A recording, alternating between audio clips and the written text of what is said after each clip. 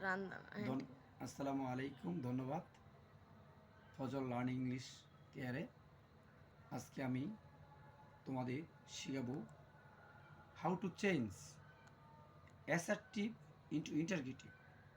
My dear student, remember that at first we should know person. There are three kinds of person: first person, second person and third person. এখন আমরা জানবো first person যুক্ত শব্দগুলো কি কি। মনে রাখতে হবে I, we, me, my, hour.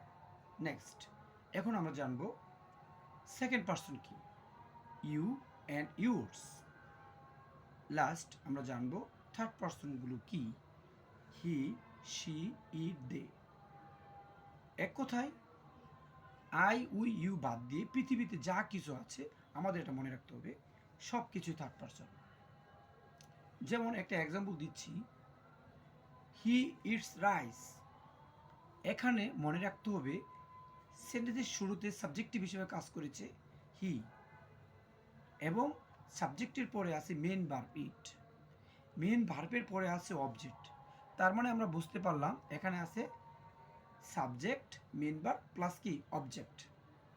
আমাদের করতে হবে সেটার নেগেটিভ, হি ইটস রাইস।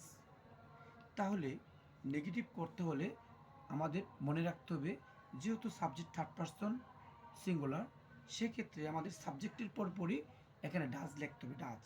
তার মানে he does, negative person not, he doesn't eat rice. আমরা করে ফেললাম কি, নেগেটিভ করে ফেললাম। তাহলে আমি আশা রাখছি সবাই বুঝতে পেরেছ। ধন্যবাদ সবাই।